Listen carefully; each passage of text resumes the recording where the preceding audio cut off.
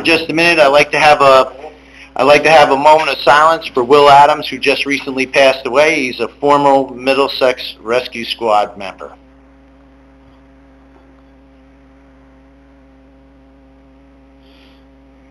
Thank you. Okay, roll call, please. Mayor McWhitecheck. Here. Council President Conahan. Here. Councilman Corns. Here. Councilman DeSenza. Present. Councilman DeCina. Here. Councilman Doty. Here. Councilman Griggs. Here. Administrator LaPlace. Here. And Attorney Corsini. Here. Okay, very good. All right, we have a couple of appointments tonight. Okay, we're appointing George Giroglif to the Cultural and Arts Committee and appointing Kevin Rosinski as a resident volunteer on the Film Committee. Okay, I need a motion to approve. Motion. Second. Second, all in favor? Aye. All right, very good. Okay. No proclamation site, ordinance for introduction. We have ordinance number 2148-25 and ordinance amending Chapter 420 zoning so as to update the M municipal code based on current demand for municipal property. Motion. Mayor. Second. Second. All right. Roll call, please. Council President Conahan? Yes. Councilman Corns? Yes. Councilman DeCina? Yes. Councilman DeSenza? Yes. Councilman Doty? Yes. And Councilman Griggs? Yes. All right, very good. Okay, we have an ordinance now for a public hearing and final adoption. I'd like to make a motion to open for the public hearing. Motion. Second. I'm going to read it. Oh, sorry. Cut you off. You're too quick. Too quick for We you. have ordinance number 2147-25, an ordinance amending Chapter 195 fees of the Municipal Code of the Borough of Middlesex to include a new Article 4 entitled Waiver of Fees, to include fee waivers for certain volunteers, fire responder organizations. Okay, Motion. I'd like a motion to open the public. Second. All right, all in favor? Aye. Okay, anyone wishing to speak on this? Feel free to come up to the mic. Seeing nobody, I'd like a motion to close. Motion. Second. Second, all in favor? Aye. All right, let's have a motion to approve. Motion. Second. All right, any discussion? I think it's something that's long overdue. It's good for our guys, for sure. Call the roll call, please. Council President Conahan? Yes. Councilman Corns? Yes. Councilman DeSenza? Yes. Councilman DeCina? Yes. Councilman Doty? Yes. Councilman Griggs? Yes. Okay. Something that everyone's been waiting for here is the introduction of the 2025 budget. We're very fortunate that we have Carolyn Benson here tonight. She's going to take us through some of the highlights of the budget. Carolyn, if you want to come up, yeah, you could either come up to the mic or go by Michael if you want to. It might be actually easier by the lectern, as it were.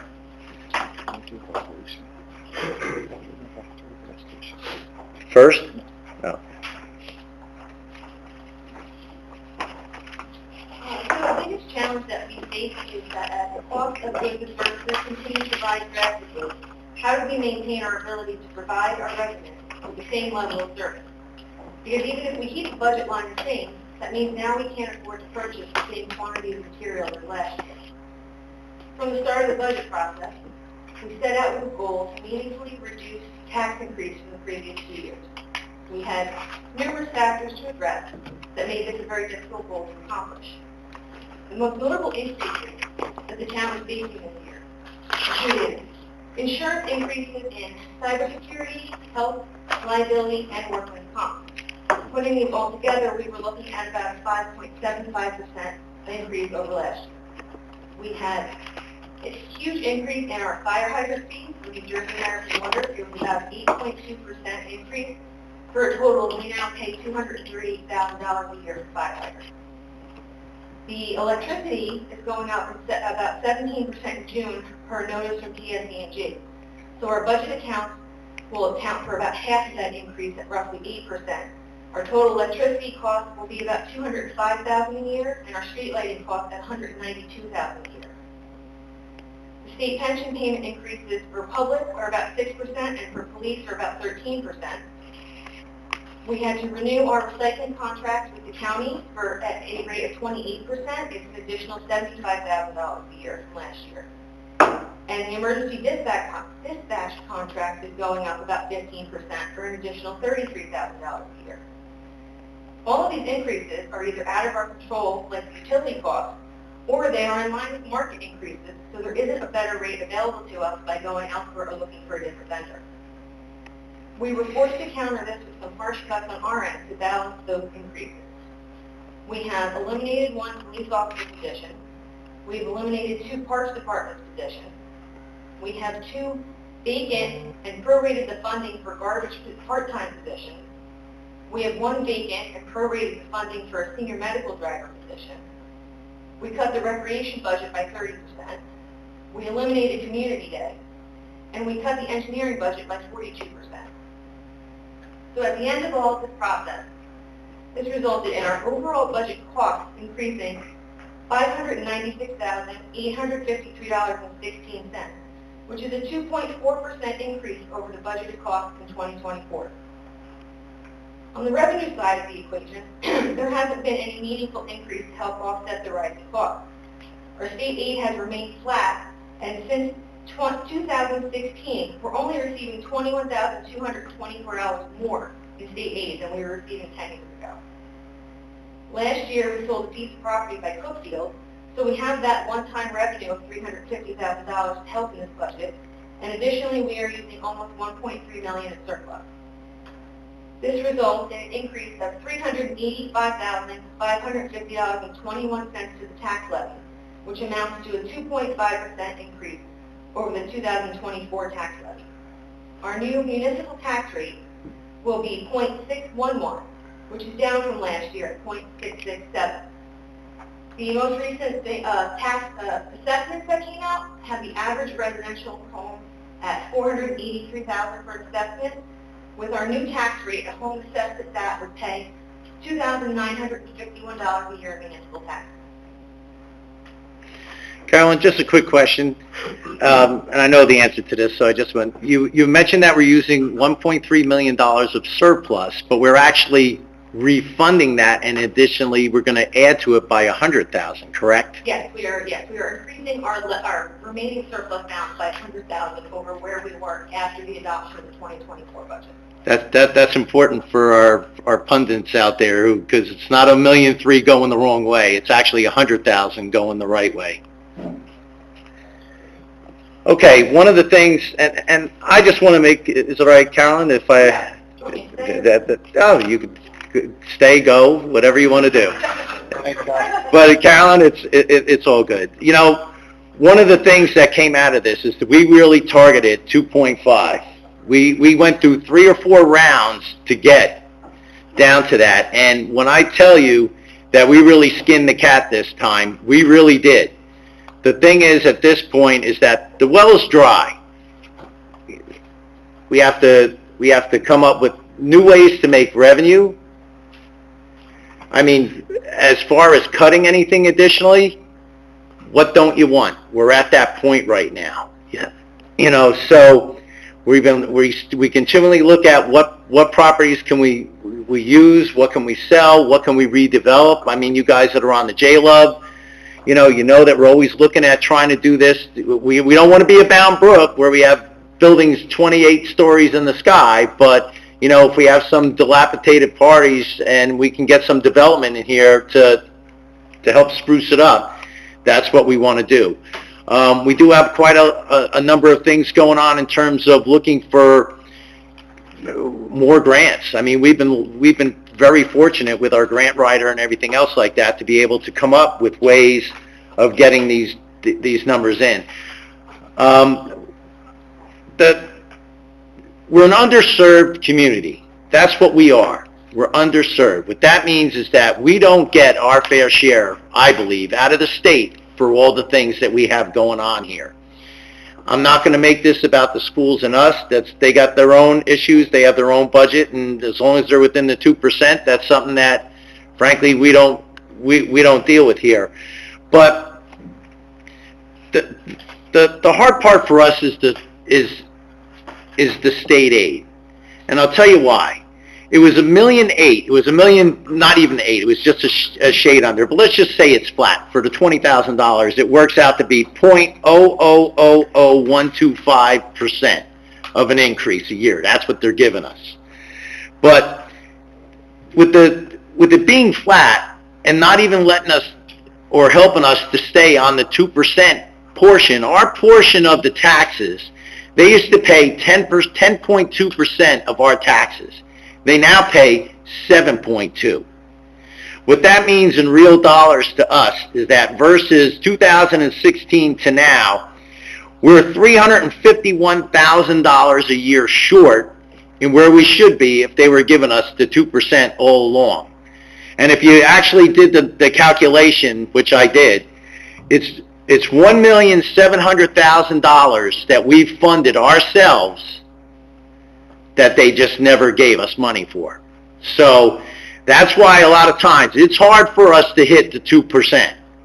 You know, I know there was a comment out there, and sorry to point it out, Dave, but the 2.5, you got me pretty flared up the other night because you don't know the work that we went through, and these guys personally that went through to get down to this 2.5.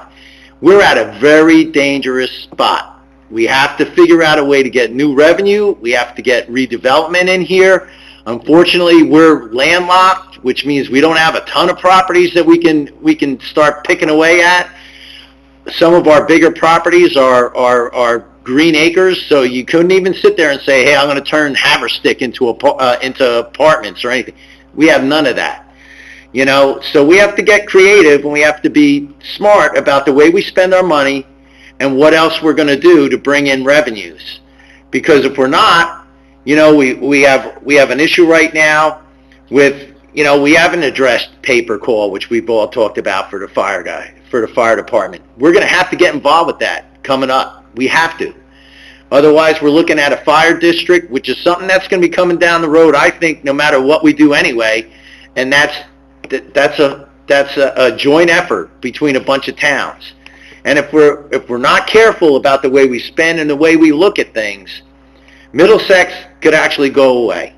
Middlesex could be, you know, sucked in with either Bound Brook, Denellen, South Plainfield, one of these other ones, so we have a large enough base that we can start pulling things off of. So, you know, I'm just throwing that out there because sometimes I think people need the reality check of this is where we're at. Well, this is where we're at, you know, and I think we're in good shape for what we've done. I think the budget's appropriate. I think these guys have done a phenomenal job. I know we've met with a lot of the different groups. You know, some of the smaller ones maybe we didn't meet, but we've talked about it. We've bantered it around. We tried to be very fiscally conservative, and we have. That's all I have on that. It is a presentation, but if any of you guys have any quick questions that you want to ask Caroline at right now, if you just want to step up to the mic. Other than that, there is going to be a public hearing coming up in a month? 13th. On the 13th, there'll be the public hearing for this. And in the meantime, if you have any questions, feel free to email her. Was that right? 13th? Right. May, right. Okay. Claire, you coming up for a question? Yes, I am. You betcha. Okay. Good evening. I was just curious what the cost of community day was, and if it could be still held without a reduced cost. Will the budget in previous years was $12,000, and the whole $12,000 cost of this question? Because we were hoping to do a green bear at the same time. I think there's going to... Oh, Yeah, well, they're going to look... Pull that out. You know, there's another event that's fairly close to that, which you could probably get involved with, which is National Night Out. You know? And more people attend. And more people go to that. And who organizes that? The Rec Center? Actually, Jolene. Okay. Not me personally, but yeah. All right. Yeah, it's the police. All right, thank you. Yeah, they'll have a lot of the groups there. Last year they had... Did you go to the one last year? We were invited last year, that's why. Okay, well, you always have an invite because it's an open for anybody. But just so you know, they had banks, and I'm sure if you talk to Jolene, she'd love to have you there. Absolutely. Okay, thank you. Bruce Sanders, 10 in Southfield. First off, thank you guys, because I'm sure this was not an easy thing to do, each and every one of you with your different divisions, talking and trying to get things belted down a little bit. I think that's a good thing. The question I have is, in your report, you said there's 2% of taxes that is $775,000 that we use as a buffer in case people don't pay their taxes. And that is included on the municipal number of $15,796,000. It's not a double thing. You're holding back $775,000 as a... It's basically a reserve, an allowance for doubtful accounts, would be, in my world, would be what it would be. And did we not just do something? Remember I sent you an email about the 3.2%. Did we not just do something like that to carry us over? And that's where the money's coming in to take from Peter to pay Paul with the 1.3 and then giving back more than 100? No, I think they're two different things. They're two different things. So one is fiscal year this year, which is the 3.2, to cover us over. The No, you're thinking you're thinking of the 1.3. You're thinking of the surplus number, right? Surplus number, correct. Yeah. No. The 3.2 was, we just passed a thing last time. Okay, so you're talking about... Oh, the temporary... The cap bank. Cap, yeah. The cap bank is the percentage that our appropriations are allowed to increase. It has nothing to do with revenue. Okay. All right. So that has nothing to do to revenue. See, I was thinking that that money would be used to pay Peter to pay Paul 1.3 to get 1.4. No. No, Okay. the original 1977 appropriation cap law says that your inside cap appropriations can only go up 2.5%. Okay. And then the state in, I think it was 2010, made an allowance for what they call cost of living adjustment of an additional 1%. So we have to do the ordinance every year to allow us to go from 2.5% to 3.5%. Okay. That's what I was concerned with. Yeah. And you explained Yeah. that. Yeah. Okay, good. Okay. So the only other question is the 775. That's kind of like a buffer for... It's reserve. Right, a reserve. Finally, you talk about trying to find revenue. This dump is a revenue source if we can get it going. What do we have to do? We did a great job with Kevin on getting the railroad thing cleaned up. What do we have to do to push that to happen so maybe we can use that for something? The land, Yeah, 10 years. 10 years, and it's already been, I think the sign out 50. says 2015. It's been in process for 50. They're telling us another 10. I'll be amazed if they get it done that fast. But the Middlesex portion is underway and it's funded and they're working on it. You know. Can we get a sign put up so people are aware when they drive by it sometime? It might be, or just change the date on 2015 to 2035 or something. Because right now it says, I think 2015, or maybe... Well, that's when they made the ordinance, that they were going to make it open space. But I'm saying that, you know, do we have to push DEP? I mean, are we tapped as much as... It's the Army Corps it's the Army Corps of Engineers is doing it. Not DEP? No. They work with the DEP, but it's the Army Corps doing the work. Because of the brook going through. Okay. They've been there since I was a kid. Well, I know that. And sitting up here 15 years ago, Jack will tell you, they come in, it sounds like they're all done, they haven't been there, next thing you know, they're digging in another corner. Right. I mean, And we have no control over when they come and go, The- unfortunately. okay, I used to work for EPA, and I worked on the other side of the fence. Do we get the bulletin on that property? I mean, I'm sure it's a circular property. It's a Superfund site, essentially. Yeah. So have anybody on the council retrieved that back and take a look and see what that thing says? There are regular meetings on that thing Okay. all the time. Okay, I'm not... No, that's right. Listen, I get it. I mean, we want nothing more to have it done. And, you know, we've been very proactive in keeping in front of people because if you don't make noise, you get nothing. So a lot of times you just have to keep hammering away and eventually somebody, you know, listens and you'll get something. And when I have my mayor's report, I got a couple other things I want to talk about. I did miss one point when I was talking about, you know, the state aid. Just as much of a problem. And we have 4 houses going again this year. We have, well, actually 3 are on the hook. We've lost 90 houses. You know, it's the better part of $1 million. And when that money goes away, none of these other entities that are around here are saying, well, you lost, you know, 2% of your thing, we're going to help you out there. No. That doesn't work out. We picked that up. I mean, no, not we. Did we pick up that house next to Kenny's? Where No. they did the wall? No, They kept that condemned? no, No. no, that's in the process of being recertified and opened back up, I believe. Okay, so that would be, we gained one. We gained one, but then at the same time, We lost Raritan. we lost the one on Raritan Avenue is that we're right back where we started from. So, and there's a couple more down on, I believe, 2nd Street that are in the process. All right, Thank you. you're welcome. Anybody else? Quick. Kevin, just before going for a job, just because the number had come up regarding American Water and the fire hydrants.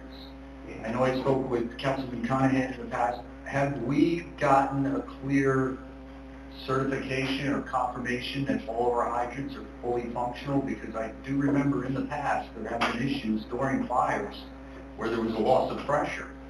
And I mean, if we're spending $298,000 a year on fire hydrants, what exactly are we getting for that? And does it get us a fully functioning system that we know we can rely on?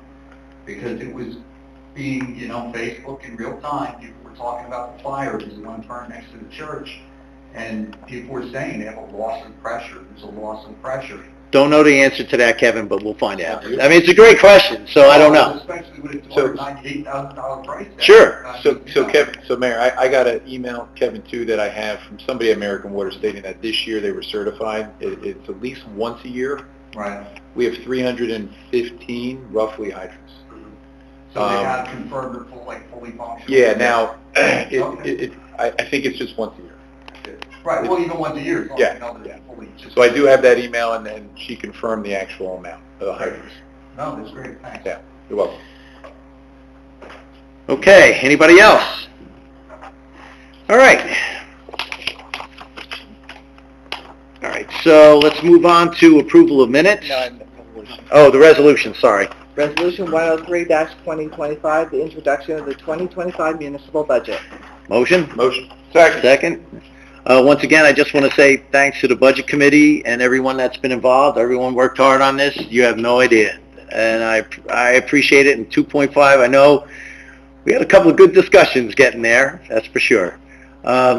Any comments, questions? No, I on the Finance Committee, I want to thank Joe and Bobby for, we put a lot of time and effort in. I know Michael and Carolyn put a lot more than us. But we went back and forth multiple times, even up until 2 weeks ago, Carolyn, a week ago, just making another 30,000 in cuts, everything possible. Yeah. Roughly. But again, thank you to everybody. Hopefully we're done driving you nuts. Yeah. Okay. Call the roll, please. Council President Conahan. Yes. Councilman Corns. Abstain. Councilman DeSenza. Yes. Councilman DeCino. Yes. Councilman Doty. Yes. And Councilman Griggs. Yes. Okay. All right, adoption of minutes. We have the approval of the March 25th, 2025 regular and executive meeting minutes. All right, a motion? Motion. Second. All in favor? Aye. All right, let's move down. Okay. Mayor's report for tonight. I got a couple of things going. The railroad crossing, the striping at Cedar Avenue, they are due to be there on Thursday. They're supposed to be there Thursday. The pilot's going to be on site at 8 a.m., they said. So let's see if when they take it to the next step. I do believe at that point, the only thing they have left to do for us is the bollards. They did talk about the bollards. I did attend the grand opening at the Limelight Pharmacy. Bobby, Councilman DeCino was there. I think Joe was there. I think Jack Chitterelli showed up. He was there earlier. It was a nice event. I mean, it's really tucked in the corner. I didn't realize that it was there, but they're pretty full service, so it could be actually a pretty good thing for us. One of the other things that we have going on, we did spend a lot of time on the budget, but one of the other things is that I have here, and I got this through Lenny, thank you, and I know you're doing some work on with the Navy on the pond. I do appreciate that. But the world famous Ambrose Brook manhole has been capped with concrete. It's sealed, never to be opened. It took forever and a day. They finally got there. They did it right. I mean, one of the things that's going to come out of this now is that I did talk to the administrator, Lenny Vidal, that I want to take a E. coli reading. Let's see where we're at. We might actually be within the limits now. And let's just see. I mean, we'll have to monitor it after a big storm and see what happens, but, you know, at any rate, this just tells me that, you know, although everything was going, now all of a sudden they decide to cement it and cap it and finally get it done. After, I know, Kevin, you've probably been complaining about that for 20 years, you know, but When did that work out? convened, I'm not exactly sure. I think it was recent. It was probably the last, when was it capped? Within, About a year ago, a couple of years ago, I want to say. I don't have the report in front of me, but it should be on that file. So. Has that been confirmed by the DEP? Yes. Because I would imagine Yes. this work. Yeah. Yes, it has been. yeah, they got a work order, so, You have copies of that one? Yes. Just in case. Yes, I do. yeah, it's here. So that's actually on the plus side. Let's just take some readings and find out where we're at right now, because we may actually be good, and it'd be nice to have that information at hand. Outside of that, we did the budget, and we have a lot of stuff on the agenda tonight, but that were the main things that I had. We were pretty much in budget mode for the last time, and once again, Carolyn, thank you. That was a lot of work to get to that point. Okay, Council President Conahan. All right, thanks, Mayor. I wanted to pass on my my condolences as well to the family of Will Adams. Thanks, Mayor, for doing that. He was a life member of the rescue squad, over 15 years of service. I am pleased to announce that our next meeting here on April 22nd, we will be awarding our first pillar of Middlesex Reward in 2025. Right, Linda? To long-term volunteer member and the chairman of our Shade Tree Commission, Jason Bond. So that'll be 2 weeks Well from tonight deserved. at 7 o'clock. I'm also pleased to announce that we will be dedicating the Victor Crowd Park Annex, formerly the Foreign Express, on Tuesday, May the 6th at 6 p.m. on site in the building. Immediately following that dedication, we're going to, probably about 6:15, 6:20, the Parks Committee will host the second public input meeting for the master plan of Victor Crowd Park. That'll also be on site. We'll have tables and chairs set up, so it'll be in the building. Our second annual volunteer fair is less than 1 month away. It's on Saturday, May the 3rd. I want to remind everybody it's 10 a.m. to 3 p.m. It's at the library community room. We're also going to have it outside in front of the library. So inside and outside, learn how to get involved. We're going to have refreshments there donated by local businesses. The county is hosting a paper shredding day. They make their rounds throughout the county, but it's actually on Saturday, June 14th here at 9 a.m. I think from 9 to 12. It's right here in Borough Hall parking lot. What's the date? June the 14th, that's a Saturday. Right here at Borough Hall parking lot. And lastly, I'd like to get a consensus on revising our sewer ordinance. It was revised, I think, 3 or 4 years back. But I want to include all public schools, which it currently does not. And this coincides with the letter that the mayor sent over to the superintendent back in March, just last month in March. If yes, I'd like the ordinance, which Chris and his team will make those changes quickly, and I'd like it to be introduced on the next meeting, April 22nd, which will give us time to get it hopefully adopted in May. Yep, Okay. I want it done. Everybody good? Good? Kevin, Yep. you guys? Good. Okay. That's it, Mayor. All right, very good. Councilman Carnes. Thank you, Mayor. For the administration, Council Management Committee, Mr. LaPlace is going to take over with a better description of what's happened on with our administration. The Board of Education, I've been attending the meetings. They just recently sent their budget to go towards their county for review. I have no updates from the Disabled Senior Services, and for the Film Committee, we are having a discussion in the executive for the personnel to address what you just mentioned before, a new thinking of ways to produce revenue for our community and the ways to do that and how to do that moving forward. The Culture and Arts and Benefit meets this Thursday. And I'd also like to thank you, sorry, I go back to film, I'd like to thank Mr. Merzinski for tackling the challenge of the film committee. Is extremely important. He's very passionate about it, so thank you for taking the time for him to be it. And I was like, let's give it, yeah, no, yeah, you got it, a little more, there it is. You got one from Lenny, that was good. There we go. It was like, it was, very twisting and turning for the Culture and Arts, but now it's also the Beautification Committee. So with their meeting Thursday, we're going to get everything up in order so we can make sure the programs that we discussed, they're like operated correctly and the Hometown Heroes is launched correctly and everything is done in the way that makes our community beautiful. And I would hate to see it go away, and we should take over from now on. Just saying. We don't want that to happen either, No, believe me. Either. That was crazy to hear. But I believe that is it. And yeah, meeting Thursday. All right, you good?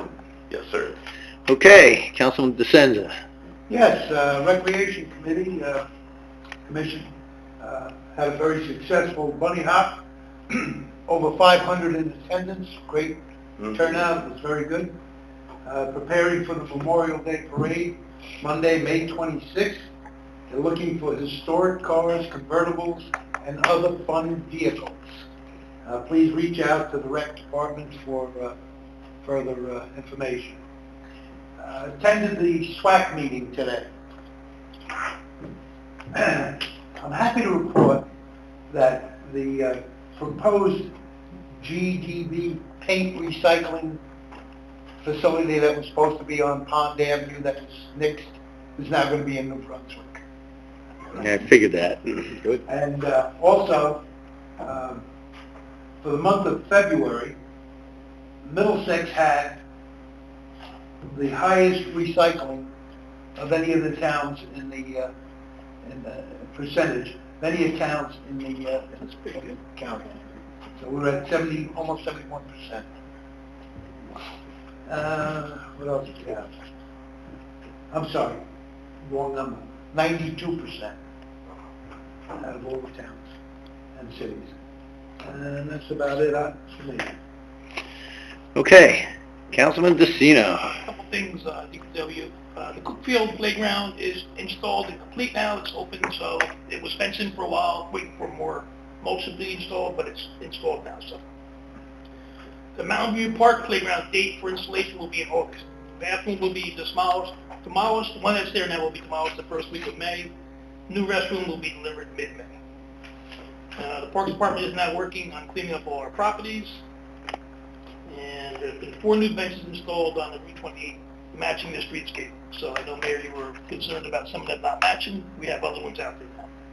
And Lenny's also working on Phase 2 of streetscape with the $1.5 million grant looking for. As far as the Environmental Commission, there's an Earth Day cleanup April 12th from 9 to 11 at Victor Crow Park, along with the DPW. A couple other things that the Environmental has going on April 21st, there's a video presentation, The Nature of Oaks, at 7 p.m. in the community room.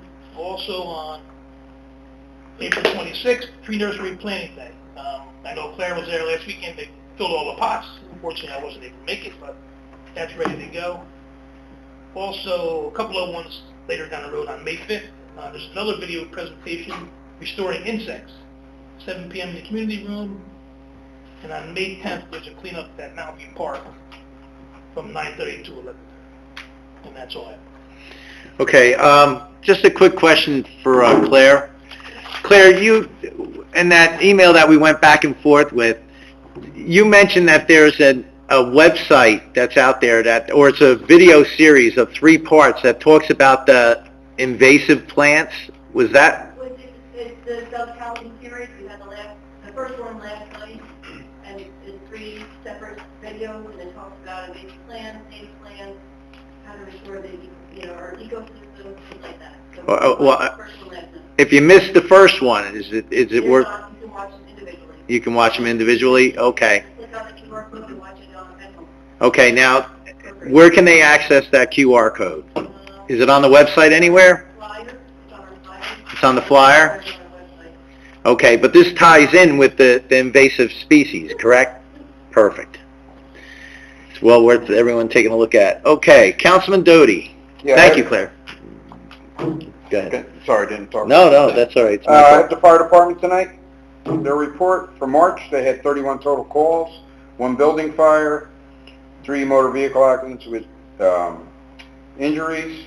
They had 4 gas leaks, and they had 9 alarm system activations. And as usual, Chief Bartok sent over a little synopsis of the week. On March 4th, they responded to 648 Boundbrook Road in Denellen for 2 sheds and a fence on fire. They were there roughly 2 hours, covering, I believe, for Denellen at the time.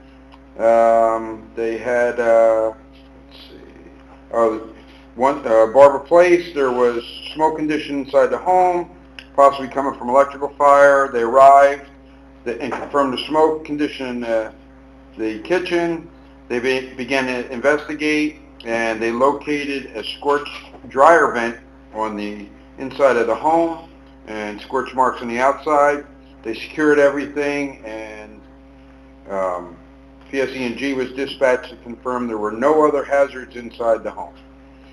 And the homeowner was told to leave it off until it was all checked out and cleaned. What else does he got here? They were invited to Career Day on March 24th at the elementary school. Hopefully get the little kids, maybe we can get some of them eventually to volunteer as they get older in this world. They did some bailout training on the 30th at Parker Firehouse, and basically that course teaches our firefighters how to safely and quickly remove themselves from burning building via a window using their personal bailout system. I have a couple other things. I was contacted by the court, and I know we spoke about, and I believe we have a consensus to add another night, and I'm meeting with them later this month to go over the details. They're leaning towards a Wednesday because that's when the prosecutor and judge are both available to do a catch-up day. Okay, but is it just the Middlesex Day, that day? As far as I know, yes. That's what was indicated to me so far. But when we meet later this month, I'll be able to report on that better. Also, we didn't get to actually meet because Mike was traveling, but I spoke to the Councilmanic Committee for the police department, and the chief would like to change Chapter 80, 80-8 and line E, which shows the age at which you can be hired in our ordinance, and currently it's 21. He would like to lower it to the state standard of 18. The officer would still have to, have all the other qualifications to be hired. But there's some younger candidates that we can't even go after, and it's hard enough when we need to hire somebody to just find people now. As we know, just hiring people in Borough Hall, I know the administrator can say that, we're not getting the applications like you used to. So, we're recommending as the committee that we change this to 18, and I'd like to get a consensus and then have Chris, it's just one thing. I'm good. Good? Yeah, they're good. Okay. It's just the one line, it's 21 or 18 instead of 21. The next meeting. Okay. All right. That's all I have. Next meeting, you said. That's an easy one. All right. Councilman Griggs. Yeah, well, thank you everyone for working on the budget, also the clerk, appreciate it. As far as the Shade Tree Commission goes, they were discussing, they were happy that we were looking at the ordinances and stuff and how to handle the cleanups when trees are removed and things like that. So that, got positive feedback on that. And then I know they have a number of trees scheduled for removal already. And that their meeting is on the second Thursday at 7 p.m. It's in this room, so it'll be 2 days from now here. As far as the Board of Health goes, definitely they're really in full swing now with Somerset County here. The reports are like on each place they visit are like 3 and 4 pages versus before there was barely a page. So and we almost never had anybody get conditionals in town before. Now they're getting conditionals and making sure they follow up and, making sure people, the restaurants and stuff are compliant with code. So that's been a good thing. As far as the zoning department goes, in the last 2 weeks, they've had 12 new zoning applications and 6 summonses. They're planning to report to me on the total number of applications for rentals they have shortly. That's closed now, so they're trying to finalize that. Last thing, just reminder, Volunteer Day coming up on the 3rd of May. Be great if anybody can attend. The borough definitely needs volunteers. That's all I have. Okay, very good. Thank you. All right, Administrator Laplace. Thank you, Mayor. Good evening, everyone. With the introduction this evening of the 2025 budget, I would like to thank the Mayor and Council for their guidance and leadership in a very challenging budget year. I'd also like to add my thanks for the hard work of our Chief Financial Officer, Carolyn Benson, her hard work and expertise that she brought to the task that she always does. Also to the members of the municipal management team. They all worked very hard on this budget this year. With 2025 being the final year of debt service payment for the construction of the Middlesex Police Department building, we have a significant debt payment being fulfilled this year. The borough is taking this opportunity to turn some of the short-term debt financing into long-term debt financing, which is more stable and cost-effective. One major component of having a bond sale is to schedule a ratings call with Standards & Poor's. S&P, as they're known, is reviewing the borough's financial and economic data to give us a bond rating, and this will directly affect the interest rates for our bond sale. A resolution on for tonight with the council's authorization is to have the bond sale. Of the long-term financing and debt service payments from this bond, the bond sale will begin in 2026 and will replace the payments that were previously made on the police building debt. So this won't increase our payments for next year. It's just replacing former payments with the new payments that will have the new program. The overall dollar amount of borough debt will remain fairly stable, but as a percentage of our overall budget, it has been decreasing the last few years as we have continued to close out projects and clean up older items on our books. Standard & Poor's puts a major focus on the municipality's surplus and any other reserves that are set up. At our meeting with S&P representatives last week, we were strongly encouraged to focus on our $3 million goal for surplus and even to look towards increasing that goal. We also covered topics in our discussions such as municipal debt, the local economy, financial management policies and procedures, and general finances. The borough's current bond rating is AA, and we expect to maintain that rating. The first public event in the upcoming public participation phase of the Victor Crowell Park master planning process was last Tuesday evening. It was in the community room at the public library. There was a really large turnout, a very vocal turnout as well. A lot of ideas and thoughts and concerns and issues were raised. So we're off to a good start. As mentioned by the council president, the second public work session is scheduled for Tuesday, May 6th, and this will be at Victor Crowell Park in the Annex Building at 302 Union Avenue. Please consult our information page on the municipal website for any information you may want about this process.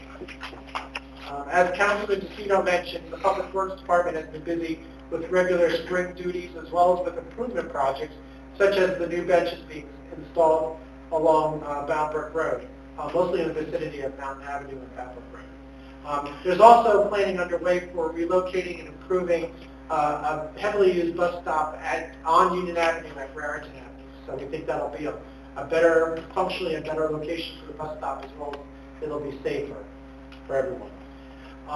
As for our seniors, the AARP-sponsored tax preparation service has concluded, and we assisted over 125 residents this season. That's 20 more than last year. The Mobile Motor Vehicle Commission vehicle will be here at Middlesex on May 9th. Online registration opens tomorrow, so go to the website there for information. The Senior Veterans Breakfast is this Thursday at 10 a.m. And Medicare Patrol will be giving a Spanish presentation on April 24th at 1:30. Please call the Senior Center for any information or details you need. Their number is 732-356-0414.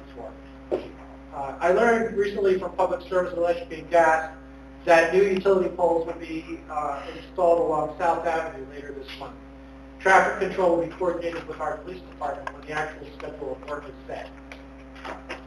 Resolutions this evening include acknowledgement of the review of the annual municipal budget by the governing body. This is required by state law. Authorization of a shared services agreement for recycling in Middlesex County.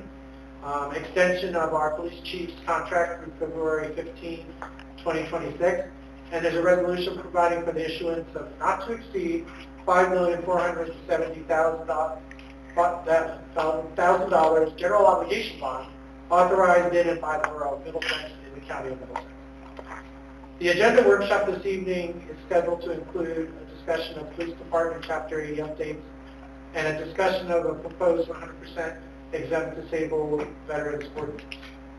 And in our executive session this evening, we'll be discussing 2 personnel matters involving zoning, code enforcement, as well as the film commission. That's it, Mayor.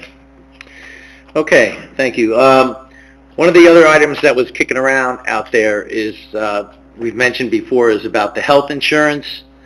We did have that come back. Right now, it seems that it's a win-win. It's out being bantered around with the unions to see if they ratify it. If it's okay, then we move forward, and I think it's actually, I think they did a good job, and I think at the end of the day, it's going to save the employees money, and it's going to save the town money, and a nice chunk, too. Okay, that's all I have on that. Right now, let's open things up for the privilege of the floor. Do I have a motion? Second? All right, all in favor? Aye. Okay. Please state your name and address for the record. Dave Polakevich, 240 Hazel. I want to start my comments, Mayor, with thanking you and the council for sticking the cap on the budget. We tried. It's obviously you did take it to heart, cutting positions and things like that. But I wanted to ask about one comment you made during the presentation. You said, you know, if we don't watch our expenses going forward, you said, I think you said something, Middlesex could go away. What did you mean by it? But basically what it comes down to, Dave, is that if you have employees and insurances and taxes and all the rest of that, other towns have the ability, or they have land, or they have other things that they can do to sell, build larger buildings. If we don't look to do any of these things and just keep things as they go, status quo, we're going to go bankrupt, or we're going to have to look to do something different, because the tax rate would be just exorbitant. It would just be crazy high. I mean, just because of the things that we would have to cover. You know. You meant it in a revenue sense, yeah. Well, you mentioned previously about redeveloping stuff on a small scale. Well, yeah, we have to start looking at things like that, because as time goes on, if we don't, you know, we've lost a large chunk of what makes up the town, and we have to try and make it up in other ways to get basically almost back to where we were. And what's really disappointing is that, you know, our message of being an underserved town, in a lot of instances, doesn't get through, and maybe that's because we're sitting on the wrong side of the aisle. I don't want to get into politics, but, you know, but if we don't get some help sooner or later, I mean, how often can you go and say, hey, Bruce, by the way, I need $45,000 a year for your real estate taxes. No problem, though, but we're picking up your garbage, so be happy about that. We have to look to do different things. And I think, and maybe I was being a little bit facetious and pulling it out, but there is a certain amount of truth to that if you're not careful, these are the things that happen. And you know, this is why these volunteer days are so important. This is, you know, Kevin and I have had conversations over like fire districts and stuff. No one likes to hear it, but you know, if we start scratching on things, it's a problem, you know, and we look to spend money on all these other things, but there comes a point where you sit there and your house is on fire, it's, you know, you don't care that you save $14 on your taxes, you know, you want your house put out. Well, it was, and you brought up the fire district, that was the next thing I was going to ask about, was, you know, I applaud the fees, the ordinance you adopted earlier to forgive the fees on people, or try to get something back from first responders. But I had a conversation recently with someone who's a firefighter in town, and I think, although, again, you throw them any bone you can, I think it's almost like putting a Band-Aid on shotguns at this point, because the guy I spoke to was telling me about, you know, I guess every department or every fire company has a roster of, you know, they can hold so many members, and they are so far below what their roster could hold. I mean, and when my father was a firefighter, I mean, it wasn't like that. I know that the demands on them are much greater now.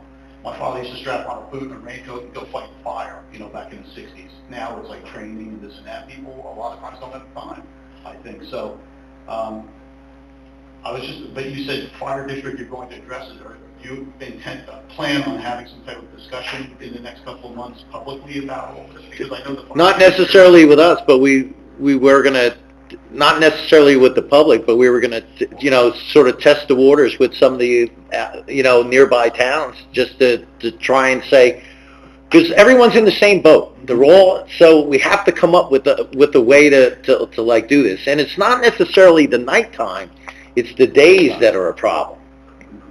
Yeah, I think my suggestion, a part of that might be, and I'm not trying to create work for Mr. LaPlace, but you know, you talked about maybe having to go to a full-time fire company or whatever. Maybe do a little bit of investigation of what that would entail and bring that to the taxpayers and let us see what the numbers would be. And you might entice a few extra people to get involved when they see the bill that this town might be facing if we don't have a volunteer. Well, we're starting the conversation, because are we in dire straits right now? No, but guaranteed, 3, 4, 5 years down the road we are, and we're not just about to sit on our hands. We're trying to get ahead of the curve a little bit to say, hey, listen, this is a problem. Maybe not now, but you don't want to have it until all of a sudden people aren't showing up and you're desperate. You know, you want to prior planning. Right. And one thing, one small thing in addition to that, related to that, you mentioned also about next month you're going to have pillars of the community. Some of these guys in the fire company have been there for a long time, and they're getting up there in age, and they're still out there fighting fires. I think it might be appropriate to have some of them here one night and show them some appreciation. You've already done that with some of the leaders of some of these first responder organizations, but I think some of these guys who are the rank and file who have been there for a long time. We've I wouldn't want to be out fighting fires. Dave, we've approached the fire department, and they're getting us a legacy list. So because yes, we recognize it too. They have a lot of 30-year guys. They got a lot of 30-year guys. Like I said, I wouldn't want to be out there actively fighting fires if I was a fire company member at my age, but I know they have some guys that are not that far behind me that are out there fighting fires. One last thing. You know, I always try to come here and get answers when I see stuff on social media, because you guys always joke about, well, that, you know, it's not necessarily true. There have been things a lot written recently about rats. What is the situation in this town truly with rats? What is the source? Why have they supposedly gotten worse in the last few years? You guys have any handle on this? Because I saw, before coming to the meeting, I looked at a couple of the Board of Health meetings from last year, the minutes, and I saw that they did come up with some of the Board of Health meetings last year. Different neighborhoods were having a problem. Is there anything you can say about it? What is the actual problem and what's being done about it? I mean, we do look at what the problem is. The things that we could do are to make sure that people, because what happens is that they congregate somewhere, and a lot of people complain. It's like, oh, my neighbor's got a wood pile in the backyard, and they're all hiding in there or hiding underneath the shed. I mean, I think part of it is, and this is just me, I think the flood wall going up is chased a lot of them out of their habitats, and they're just, until they can get back in there's nowhere for them to go, so they just go to the next place. So, you know, what you try and really do at that point is to make sure that as you're going along, is make sure you don't have anything that gives them a home. You know, you shuffle them down the road, for lack of a better phrase, but... Do you feel that the construction of the flood wall last year has been a big part forcing them out of wooded areas, because, you know, I live, you know where I live, I've got the pond down here and the brook on the other side, on the border of Bound Brook, and I don't see any rats, but I think that's because they're in their natural habitat in our neighborhood, that's, you know, but I guess some of these other areas don't have to. Well, and it's a huge, I guess, environmental disturbance that this thing's been going on. They're ripping down trees, they got heavy equipment, they got, they all could have been 100 yards away from wherever these people are spotting the rats. You just never saw them because they had trees and this and that, and they hid during the day, or, little caves or hovels or wherever it is that they went. So right now, until everything is done, I mean, for right now, the best that you could do is keep your area clean and don't give them a place to hide. I think the flooding too, Dave, for like whatever that was, 3 years ago, I think obviously that was a one-time big event, and that coincides with a lot of those complaints. I know from the board. I do remember 5 years ago when the pandemic hit, reading a lot during the months that we were pretty much shut in. A lot of the restaurants couldn't be as active in getting their dumpsters clean, empty, because the companies probably were short-handed on people to come and get the stuff. So I remember reading stuff at that time, starting to read about it at that time, but it seemed to be people were writing it off to, lack of things being done quickly because of the pandemic, but here we are 5 years later, and I'm reading all this stuff and I'm like, I know there were a couple from, I had heard from the Board of Health too, that were, I think, Hazelwood and Mulger. There were some issues behind, I know from Mulger. It was the garbage, right? Yeah, the dumpsters back there, right when it was dirt back there. They actually since have paved it. And they used to utilize DPW for the dumpsters. Now they have the one-armed bandits thing. No, they have dumpsters now. They used to have the cans out. Oh, the cans were just sitting out there with garbage. Now they have dumpsters with covers. So I think they did that to cut down on, there were a lot of complaints. And I know at Hazelwood, they moved the dumpster out, and then it kind of, same issue with the open containers. They've since fixed that too. So I know I had complaints personally from people that live near Hazelwood on Vespian and Appian, and also from some folks over near Bobby on Edgeworth. Behind us, farmers market, that area back there. And that was another big one, behind the farmers market. At one point, if you went back there, there were crates of lettuce and carrots everywhere. Just out in the open. Yeah, That's since been addressed. That'll attract a crowd. that's all. Okay. All right, thank you very much. You're welcome.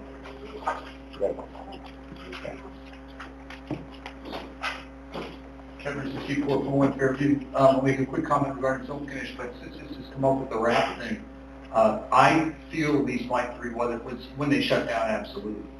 I mean, when they cleared that out, it seemed like there really was just a wave that took place. I'm on Fairview. We've had a moderate issue with it. What I've found, and I can speak with Claire, there might be a way to kind of educate people. There's a organic, safe for pets repellent called Tomcat, and I've sprayed that, and it changes everything. What you need to do is work with your neighborhood, because the bigger perimeter you draw with this, of course, the fewer you're going to see. So the other thing that will happen on occasion is if there's an empty home that is for sale or abandoned, it's been empty for a little while, it seems like once they do go in, you see the dumpster at the house, suddenly you might hear a little knocking, and sure enough, you set a trap and you grab something. Dave, I wouldn't necessarily say that not seeing them means you don't have them. There are things that people can look for on their property to spot, because for the longest time when it first started, because my mind didn't go to rat, I thought there was a rabbit hole around the backyard, until I found out it was not a rabbit, but it was quickly remedied. I spoke with my neighbors. The other big thing is dog poop. Yep. Because rats love dog poop, and they will eat dog poop. And then unfortunately, dogs love rat poop, and then you get sick dog. So we also went through that and worked with neighbors, make sure everybody's safe. The neighborhood effort really does make a huge difference, and it's really pretty simple. It's just a matter of making sure you're diligent about it. Clean up. Yeah, and also you put the stuff down, but then when it rains, you got to go out and put it again. But it does keep them at bay. I haven't had issue now for months and months. And there was a couple of weeks here and there where it was kind of like people were wondering, if we would be able to handle it. But sure enough, we pulled together and did. Touching real quick on the film commission, because I know that's going to be some debate today in executive session. I just wanted to kind of bring up to date some of the newer members of council in regards to the history of the film commission, because I know that it may present as though there's this sudden rush to kind of jam things and make it happen overnight. And it's really been anything but. I've been mentioning this as a possible revenue source for years. Councilman Carnes picked up on that. He formed the film commission. Sometime after that, there was a League of Municipalities conference where they were going to have a seminar specifically on turning your town into a state-recognized, film-ready community. I read that, reached right out to Councilman Carnes. I said, you got to find out, we got to get down there. He ran it up the flagpole, and he was told no, that Mr. Acosta was going. And he did go. And I remember hearing his report where he said he attended that. Nothing really came from it. Had that been handled a little differently, I would venture to say that we might be in a very different position right now. So this isn't something that we've suddenly just decided to gas up and try to make happen overnight. This has been on the back burner, the front burner, the side burner. I mean, it's been an ongoing, growing possibility and opportunity. And something that dawned on me just today, you know, I was fired up, I was going to get a whole sort of hard sell, and then I sat and I typed out that sort of outline I sent everybody and looked at my experience with this, and I'm like, how is this a hard push? So not looking to do that, it just dawned on me that this is going to be happening in the state. The entire state is going to change. There's no way an outfit like Netflix is coming in and setting up to the tune of $800 million, and after a few years goes, well, this doesn't work, and they leave. It's here, and the state's going to continue to change. The entire culture of the state's going to change. There was just an article in the LA Times that the studio action and the occupants in studios in LA is at a historical low. All of the things came to New Jersey before the wildfires. So this is here, it's going to take hold, it's going to be a big thing. If other towns do take advantage of this, and other towns do end up with a sizable increase in revenue, and they're able to use that to mitigate, regulate their taxes, and we have not, and we do not, we could potentially price ourselves right out of the housing market. Because there's going to be a lot of money coming into New Jersey, the numbers are out there, and it's available to people who know how to take advantage of it, get in there, get a hold of it, and pull it into town. I'm looking forward to see what happens in Boundbrook, in Plainfield. Something I mentioned in the note last night, you know, being first to bat isn't always the best thing. It's important for both those towns to have those production companies lead. Glad that they came and looking forward to returning. So bringing in something that big before you're really ready and you have a full package together could actually be a detriment. So just things to consider when you guys sit and discuss this. I know there's a money piece of it, and you know, to that extent, I understand, tight year, but I got to think, and I'm only venturing to guess, that, you know, we probably spent that much on bottled water last year. So just some things to consider when it comes to possible potential revenue stream when you guys talk about it. Kevin, real quick on the Boundbrook stuff. So what's going on over there? I know I saw some trucks over near.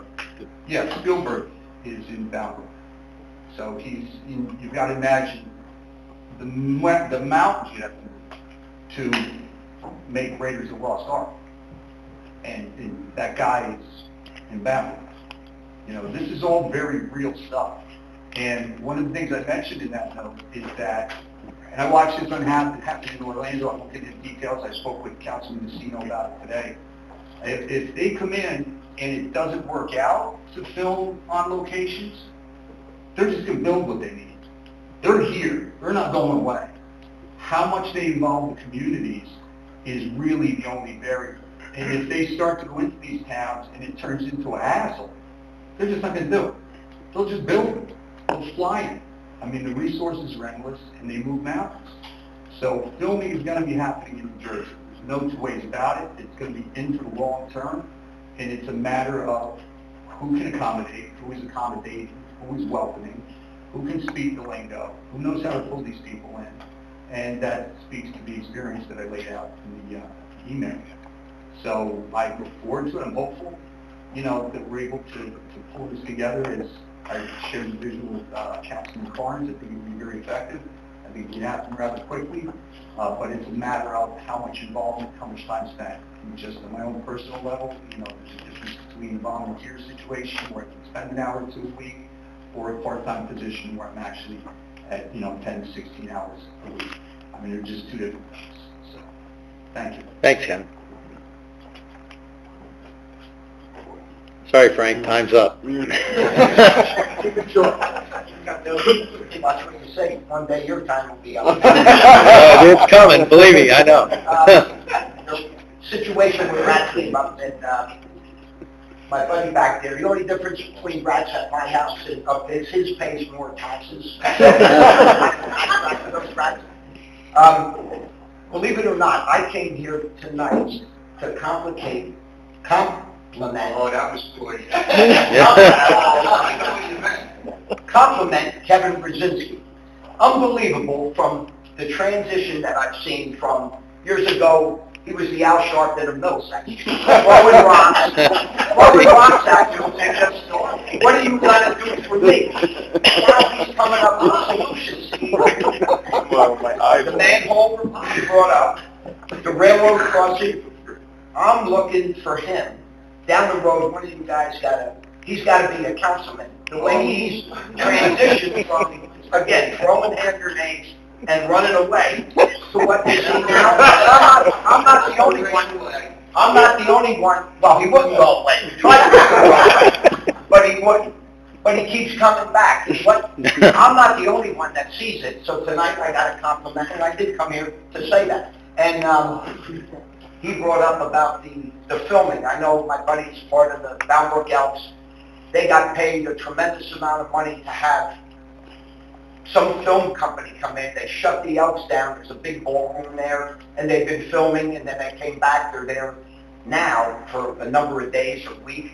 But so I can find out more. Kevin could. But Boundbrook got a ton of money, or the Boundbrook Elks got a ton of money. They got 40,000. Okay. It's a ton of money in mine. Maybe not for you, Joe, but anyway, Kevin Brzezinski made a big change, and you guys say it. Thank you. I'm a blowing so much smoke up my You guys need to work together. Ronald Knox. I live at 15 Dayton Avenue. I'm here in reference to code enforcement, or basically the lack of enforcement.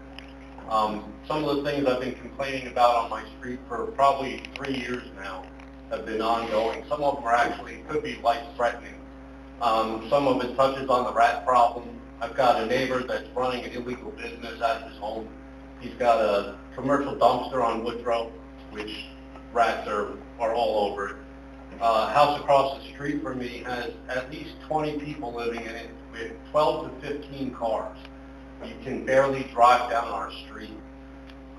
Like I said, I've been complaining about this for 3 years, and nothing has been done. I've gone to the health department over the rat situation at the neighbors. I mean, God forbid if there's a fire, I know these people across the street are living in a basement. I know they've built bedrooms down there, and there's only one entrance and exit. I need to know what has to be done to have something done. Sir, what are the addresses, or an address where the properties are? 16 Dayton would be where all the cars and people are living in the basement, and next door to 15 would be 17 Dayton. Commercial vehicles, a commercial dumpster, barrels of chemicals, I don't know what he's using. They actually come to that residence to start work, and my wife has seen men urinating in the yard before they get in the trucks and to leave. And my neighbor that... Excuse me, ma'am. Yeah. No, I know that. I know the way that works, but you still have to go. No, and I'm Donna, and my neighbor that lives like in their yard is like attached next door to them. She's 97 years old, and she's sitting in her garage, and a rat starts coming in towards her, so she screamed, and it went into the neighbor's dumpster. So we know that they're living over there, and then they built a shed out of like old wood, and I see them coming in and out of When there. they go to open up that shed, they Run, stand they back, run because they back. want something in there. I'm actually here, voicing at least 2 or 3 other neighbors that have been complaining about these things. Okay, just real quick. Yes. I just want to make sure, what was the first address? 16 Dayton? 16 Dayton, and that's what, rats? Or, No, That was recently sold and bought by somebody who is renting. It's supposed to be a mother-daughter. so it's multifamily. It's not supposed to be, you think, but there's a bunch, No, it's a mother-daughter. it's a mother. But there's at least 20 to 25 people living there, and they are now accessing the basement, which that's not an apartment. okay, that's the one. And they have, like, they park on the front lawn, you can't drive down the street. You can drive down the street and see all the cars parked on there. Okay, and then the other house, I believe it's 17, it's on the corner of Woodrow and Beatty. and that one is Business. the business running out of the house. Yeah, and So it's specifically those two, or are there others? That's basically the two. Okay. And I've even had a cop, I don't know who he was, came to my house. He said, are these your cars? Like, are any of these cars yours? I said, no. And he said, well, whose are they? I said, across the street and next door. He goes, yeah, well, they're supposed to be 50 feet from the stop sign. And I said, well, you're going to have to talk to them because they park right on the corner. If somebody's turned, like, going, you can't It's been a see popular it. area for that, because there's another house that's in the neighborhood that's, Marshall. Like, you cannot see a car come down, you can't see. My main concern with the house across the street is that, God forbid, there's a fire there. I mean, they well, have I mean, there, they have. we want people to comply to the law is what we really want. Right. Do me one favor, when you go there, could you just see Mr. LaPlace real quick and make sure he has your phone number, proper spelling of your name, and an email address if you have it? Absolutely. Thank you very Perfect. much. No, you're welcome. Anybody else? Okay, motion to close the public session.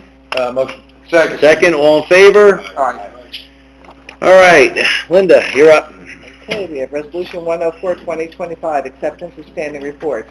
Resolution 105, 2025, accepting the resignation of Harry Frezza as a school crossing guard effective March 18, 2025. Resolution 106, 2025, the governing body has complied with NJAC 40:30-6.5 and has reviewed the annual audit. Resolution 107, 2025, authorizing the mayor and borough clerk to execute the shared service agreement for the provision of recycling collection services of designated recyclables in Middlesex Borough between the MCIA and Middlesex Borough effective March 31st, 2025 to March 30th, 2028. Resolution 108, 2025, resolution extending the contract of Police Chief Matthew Geist for a 7-month term through February 15, 2026. Resolution 109, 2025, termination of part-time Department of Public Works employee John Garcia effective March 24th, 2025. Resolution 110, 2025, accepting the resignation of Thomas Kirkland, fire subcode official, effective at close of business April 8, 2025. Resolution 111, 2025, resolution providing for the issuance of not to exceed $5,470,000 general obligation bonds authorized in and by the Borough of Middlesex and the County of Middlesex, New Jersey. Resolution 112, 2025, accepting and adopting the Central Jersey Joint Insurance Fund's 2025 Safety Incentive Program. Resolution 113, 2025, authorizing the tax collector to cancel the balance of second quarter 2025 in the amount of $2,445.90 and third and fourth quarter 2025 for Block 110, Lot 4. Resolution 114, 2025, authorizing Parker Engine and Hose Company No. 4 to hold their annual coin-toss events on April 19, 2025, June 7, 2025, and September 13, 2025 at the intersection of South Lincoln Avenue and Route 28. Okay, so moved. We're going to pull 109. Number 6. Yeah, number 6, Resolution 109. We're going to pull that one out. Does anyone need any of the other ones pulled? I don't. No? No? Okay. I'd like a motion to approve. Motion. Second. Second, any discussion? You guys good? All right, call the roll, please. Council President Carnahan? Yes. Councilman Carnes? Yes. Councilman DeCino? Yes. Councilman DeSenza? Yes. Councilman Doty? Yes. And Councilman Griggs? All right, we're going to circle back now to Resolution 109, 2025. Can I have a motion Motion. and a second? Second. All right, the reason this was, you have to recuse yourself. Okay. Anyone have any other discussion on this item? Call the roll, please. Council President Carnahan? Yes. Councilman Carnes? Yes. Councilman DeSenza? Yes. Councilman DeCino? Yes. Councilman Doty? Recuse. And Councilman Griggs? Yes. Okay, non-consent, please. We have Resolution 115, 2025, payroll claims. Motion. Motion, second. Any discussion? Call the roll, please. Council President Carnahan? Yes. Councilman Carnes? Yes. Councilman DeSenza? Yes. Councilman DeCino? Yes. Councilman Doty? Yes. Councilman Griggs? Yes. Okay, very good. All right, let's move on to the agenda workshop items tonight. We have two Chapter 80 updates for the police department. That one we kind of beat around already. That's about moving the, Just the age. just the age. We already had a consensus on it, so there's no need to discuss it any further, unless you guys feel the need to No. discuss it any further. All right? It's just going in line with the New Jersey State. All what right. they're doing. And likewise, we have the 100% exempt disabled veterans ordinance. Basically, what we're trying to do is to help everyone out as much as we can.